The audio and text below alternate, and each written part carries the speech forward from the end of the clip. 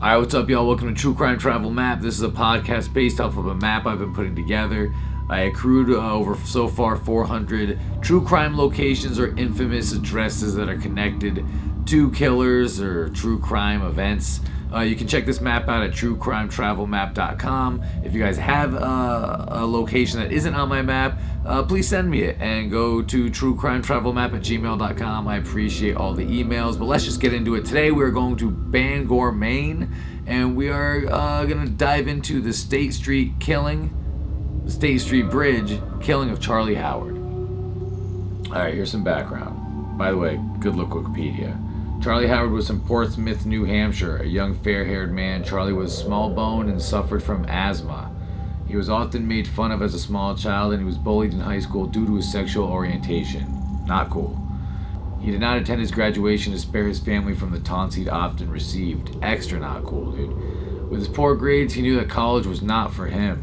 Charlie left Portsmouth, New Hampshire, and eventually landed in Ellsworth, Maine. When the relationship that he was in ended in 1984, Charlie left Ellsworth for Bangor, Maine. Damn. In Bangor, Paul Nodin and Scott Hamilton befriended Charlie. Charlie was homeless with no prospects, and Scott and Paul welcomed Charlie into their home. After a month, Charlie's opportunities were nil, and Scott and Paul convinced him to return home to Portsmouth to live with his mother and stepfather. Charlie was not home a week when he knew he could not stay. He had a brief relationship that ended quickly. When he called his two friends in Bangor, they realized Charlie was hurting and invited him back to live in Bangor. Charlie returned in high spirits, and he was determined. He joined the local supportive Unitarian Church on Union Street, as well as the Bangor support group Interweave. Here he made new friends, and he was accepted for who he was. And thanks for their support, Charlie prepared an Easter dinner for Paul and Scott and decorated their home. Eventually, Charlie took an apartment on 1st Street near his church and adopted a kitten. Charlie lived at a time when most homosexuals were still closeted, but Charlie was out and even flamboyant. He wore jewelry and feminine accessories. He was known for singing a song, "I Am What I Am." In 1984, many people were not tolerant of homosexuals, and victims of gay bashing often did not report their incidents. Charlie was often tormented by local high school boys, and he was asked to leave a local nightclub when he danced with men. After this, Charlie was more weary of strangers. Leaving his apartment one day, he found his pet kitten dead on the doorstep. It had been strangled. Damn, man. Y'all are f***ed up, dude. Let a man live, y'all. Alright, on Saturday, July 7th, 1984, Charlie attended a potluck supper at Interweave. Leaving the party at 10 p.m. with his boyfriend Ray Ogden, Charlie decided to walk to the post office to retrieve his mail. As Charlie and Ray walked up State Street and began to cross the Godspeed River Bridge, a car full of high school teenagers began to slow down. In the car were Sean Mabry, Jim Baines, and Daniel Ness with two girls. They had been at a party and left to purchase some alcohol with a fake ID that one of the girls had in her possession. Seeing Charlie, the boys got out of the car and decided to give chase. Two girls remained in the car. Charlie began to run when he recognized the vehicle from an earlier incident. Shouting epithets, the boys gave chase. Charlie fell because of his asthma and could not catch his breath. Roy ran further down State Street and stopped and observed. Pouncing on Charlie, the boys began kicking and punching him. Baines shouted to throw Charlie over the bridge and grabbed him by the legs. Baines and Ness grabbed Charlie and they began lifting him. Pleading for his life, Charlie grabbed the rail and begged them not to throw him in the river, as he could not swim. Prying his hands loose, they began to pitch him over the rail, with Mabry giving the final push. The boys then returned to their car, which the girls were trying to start. Spying Roy, they threatened him not to tell anyone. Roy then ran for help and pulled the first fire alarm he came to on State Street. Soon the sirens could be heard. An immediate search for Charlie began among the concrete walls that retained the Godspeed. At 1 a.m., Charlie was found. An autopsy would show he had suffered from a severe asthma attack and drowned. Returning to the party, the boys bragged about their encounter. The boys called the bridge Chuckahomo Bridge. The next day, one of the boys turned himself in after he learned Charlie had died. The other two boys decided to leave town on a freight train and then thought better of it. Returning home, they were arrested. The boys were sent to Hancock County Jail and later released to their parents' custody. They were tried as juveniles and sentenced on October 1st, 1984, to the Maine Youth Center not to exceed their 21st birthdays. According to the Bangor Daily News, Baines was released after serving 2 years, and Mabry was released after 22 months. Charlie Howard was buried in Orchard Grove Cemetery, Kittery, Maine. His grave, previously unmarked, now has a stone.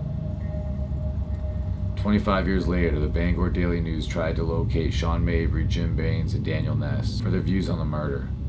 They were unable to locate Mabry and Ness at the time, but did find Baines, who was living and working in Bangor. Following his release from the detention center, he spoke regularly about tolerance to local students and even addressed the Maine state legislature in support of a bill to ban discrimination based on sexual orientation. In addition, he co-authored the book Penitence with Ed Armstrong in 1994. Baines did not receive any of the profits from the book. That same year, Mabry expressed his regrets about his participation. He stated that he thinks about Charlie Howard every day. Today, a short distance from the site of Howard's death, a memorial has been erected. Engraved on the stone are the words, "May we, the citizens of Bangor, continue to change the world around us until hatred becomes peacemaking and ignorance becomes understanding." July 7th, Howard's death date, is now Diversity Day in Bangor. On May 11th, 2011, vandals spray-painted graffiti and anti-gay slurs on Charlie Howard's memorial. Family and friends cleaned it up and rededicated it.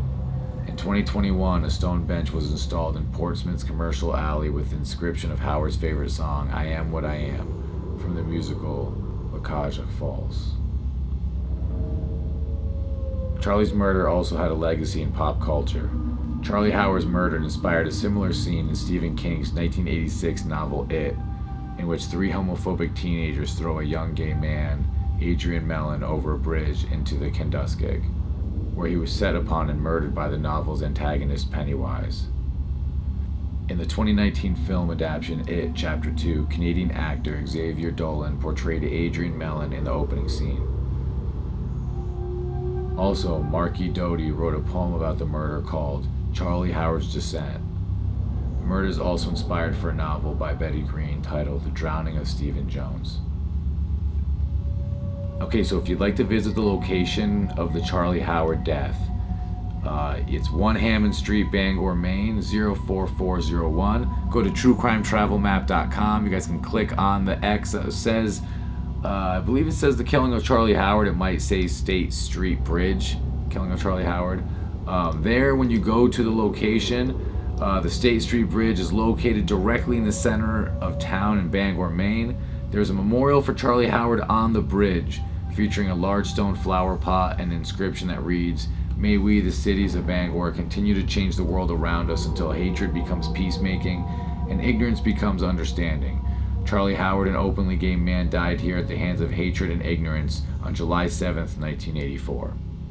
Thanks for listening. Hope you guys enjoyed the pod. Feel free to check us out on Instagram, Facebook, YouTube. Obviously subscribe to everything, follow us. Everything is True Crime Travel Map, truecrimetravelmap.com. And yeah, that's it. Godspeed, Dark Travelers. Bong Boop, here's your soup.